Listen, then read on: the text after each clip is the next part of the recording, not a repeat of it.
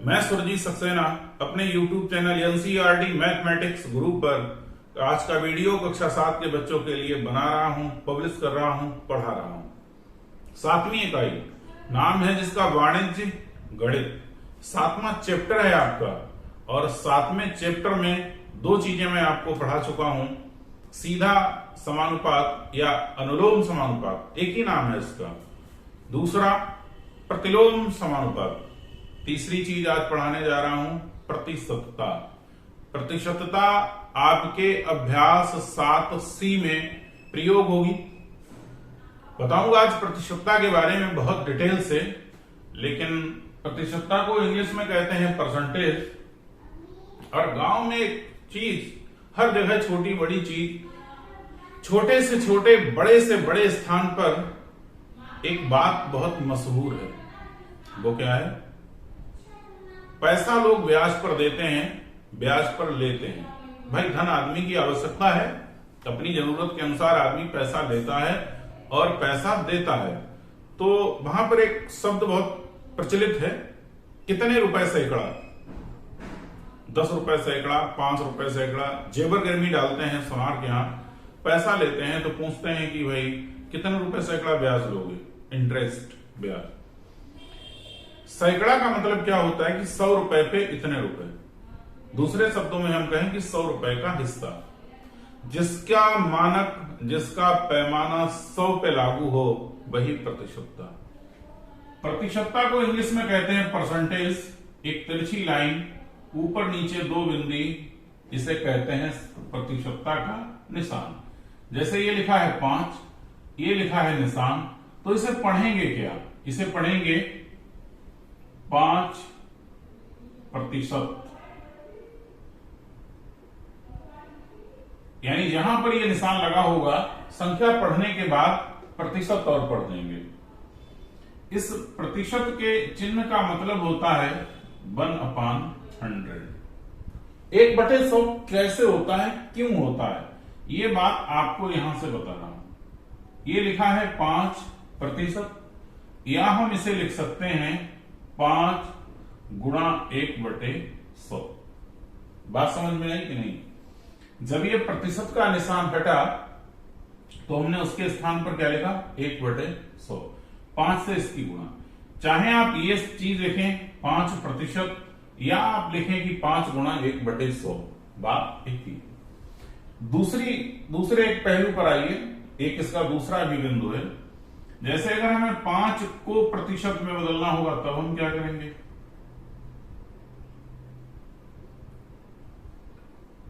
5 को यदि प्रतिशत में बदलना है तब क्या करना पड़ेगा? तो भाई यहां जब प्रतिशत का निशान था तो हमने 1/100 लिखा। यानी 5 को प्रतिशत में बदलने के लिए हमें 1/100 चाहिए, तभी तो हो पाएगा। गणित का नियम है, सिद्धांत है, अपनी तरफ से हम कुछ कर नहीं सकते हैं। अगर हमने 100 से भाग की है तो हम क्या करेंगे? 100 से गुणा भी करेंगे। 100 से 5 की गुणा होगी, 500 हो जाएगा और 1/100 रहेगा। इस 1/100 के स्थान पर हम क्या लिख देंगे? प्रतिशत। यानी 5 को यदि हम प्रतिशत में बदलेंगे तो लिखा जाएगा 500%। और अगर 5% को साधारण संख्या में बदलेंगे तो 5 गुणा 1/100। सिर्फ इतना फेर है, ये बात आप अपने दिमाग में सेट कर लें। अच्छा, 100 ही क्यों होता है, ये भी तो बात है। 100वां हिस्सा, प्रतिशत का मतलब होता है 100वां भाग, 100वां हिस्सा। अब हम बात कर रहे हैं कि आपको परसेंटेज निकालनी है। 200 का 25%। अगर आपसे प्रश्न में यह पूछा जाए कि 200 का 25% ज्ञात कीजिए, तब आप क्या करेंगे? देखें, 200 का की जगह गुणा का निशान, 25 की जगह 25 और इस प्रतिशत की जगह 1/100। 25 चौका 100, 4 पंजे 20, 0 की जगह 0, कितना हुआ? 50। ये आपका आंसर है। मैंने अधिकतम प्रयास किया अभी बिल्कुल जस्ट कि जितना हो सके उतना आपको प्रतिशतता और परसेंटेज के बारे में बताएं। और बताया भी है। अभ्यास शुरू करने जा रहे हैं। आपकी गणित के अभ्यास 7C का शुभारंभ होने जा रहा है किताब के पृष्ठ संख्या 180 पर। पहला प्रश्न, वह संख्या याद कीजिए जिसका 35% 280 है। कोई संख्या है जिसका 35% जब हमने निकाला तो आया कितना? 280। हमें वो संख्या ज्ञात करनी है। सवाल कैसे लगेगा? सबसे पहले मुझे ये करना है कि जो संख्या ज्ञात नहीं है, अज्ञात है, उसको हम हमेशा एक अक्षर में मान लेते हैं, एक चर मान लेते हैं, वेरिएबल मान लेते हैं। तो सबसे पहले हम तीनों प्रश्नों को लगाने के लिए एक डायलॉग लिखेंगे। क्या? माना वह संख्या x है। पहला खंड, माना वह संख्या x है। ये सभी में लिखा जाएगा, तीनों खंडों में लिखा जाएगा। अब कंडीशन समझिए आप, प्रश्न को किस तरीके से लगवाना चाह रहा है, प्रश्न में क्या कह रहा है, कैसे लगेगा ये आप देखिए। x का 35% बराबर 280, ये बात कही गई है। अब समझिए आप, संख्या मैंने मान ली x है और x का 35% कितना है? 280 है। बस अब इसे हल कर देना सिंपली। कैसे हल करेंगे ये देखिए आप। x का मतलब गुणा 35% का मतलब 1/100। ठीक, ये जो प्रतिशत का निशान है इसकी जगह 1/100, 280। बेटा बराबर का निशान 100 इधर भाग में है, इधर जाएगा तो गुणा में हो जाएगा। x बराबर होगा 280 गुणा 100 बटे 35। काटते हैं भाई, 7 पंजे 35, 7 चौक 28, 0 की जगह 40, 5 अट्ठे 40। बचा क्या? ये संख्या कट के बचा 8 और गुणा 100। 8 की 100 से गुणा होगी, कितना हो जाएगा? 800। वह संख्या 800 है। यदि हम 800 का 35% निकालेंगे तो कितना होगा? 280।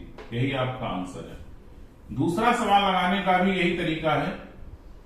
x का 3/5% बराबर 90। क्या करेंगे? का की जगह गुणा का निशान, 3/5 जैसा लिखा है वैसा ही, इसका मतलब 1/100 से गुणा करनी है, बराबर 90। अब क्या करना? x जिसका मान ज्ञात करना है उसे इधर, बराबर का निशान 90 जहां लिखा था वहां, और बाकी सब ये संख्याएं बराबर के इधर। बराबर के इधर जब संख्याएं करेंगे, कुछ संख्याओं को जब हम पक्षांतर करते हैं तो संख्याएं अपना स्वभाव बदल लेती हैं, अपना आदत बदल लेती हैं। जो इधर भाग में है वो इधर गुणा में हो जाएगा, और जो इधर गुणा में था वो भाग में हो जाएगा। 3 से 1 की गुणा करेंगे कोई फर्क पड़ेगा नहीं। 3 तियां 9, 0 30। अब बचा क्या है?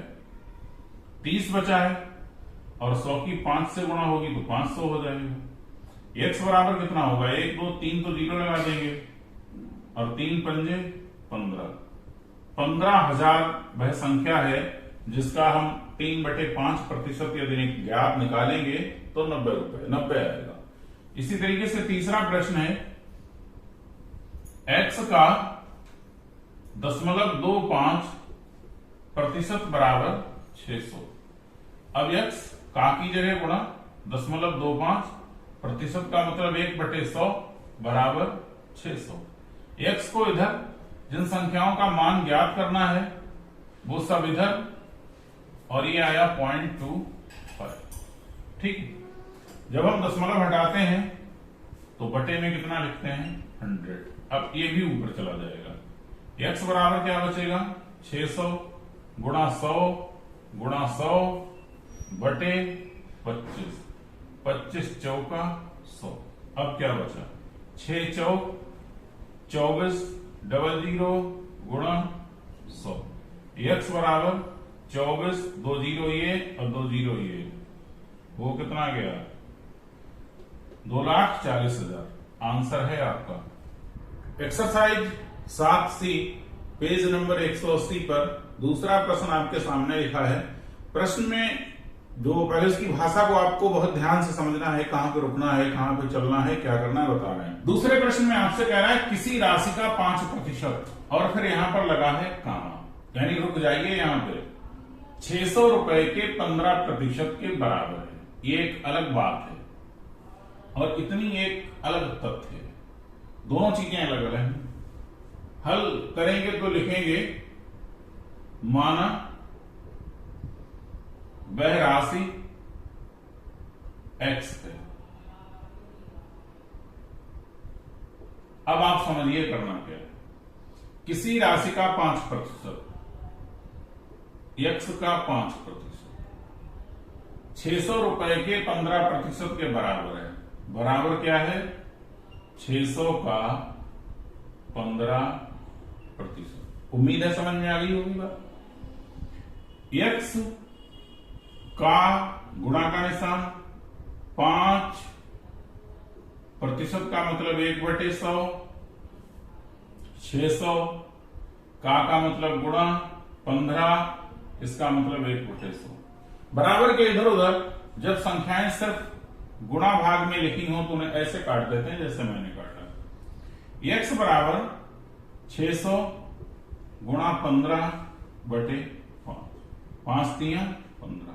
अब कितना बचा?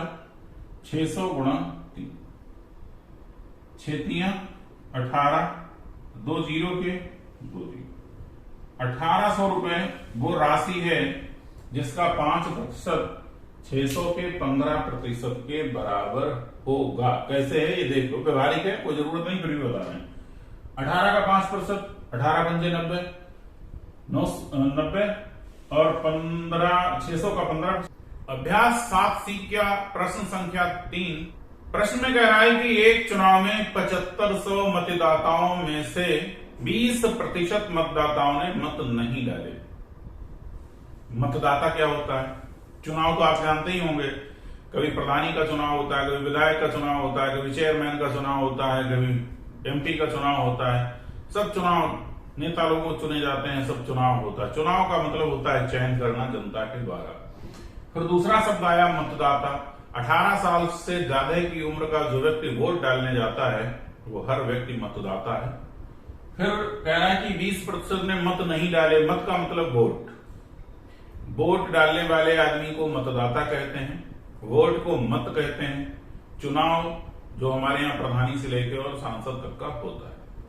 हमें कैसे पता चलेगा कि यदि 7500 यानी 7500 मतदाताओं में से 20% ने वोट नहीं डाले, वो संख्या हमें ज्ञात करनी है। कुल मतदाता पता है। यदि हम कुल मतदाता का 20% निकाल लें, यानी 7500 का 20% यदि हमें निकालना आता है तो हमें यह पता चल जाएगा कि वोट कितने ने नहीं डाले। वही काम कर रहे हैं।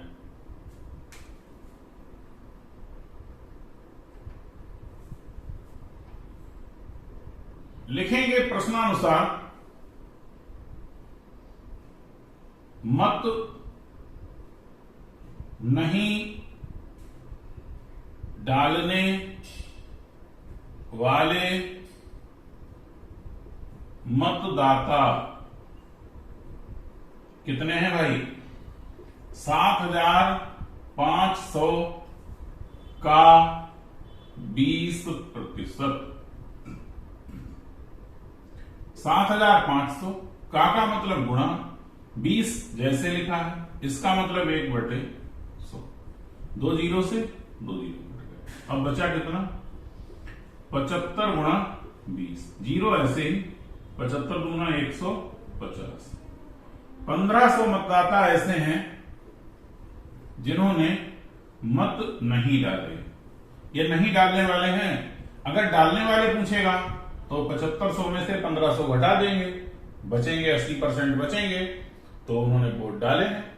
आज के वीडियो में कक्षा 7 के इतने ही प्रश्न और प्रश्न, बचे हुए प्रश्न अगले वीडियो में अपलोड होंगे। यदि पढ़ाने का तरीका आपको अच्छा लगे तो ज्यादा से ज्यादा मेरी वीडियोज को शेयर कर दीजिए।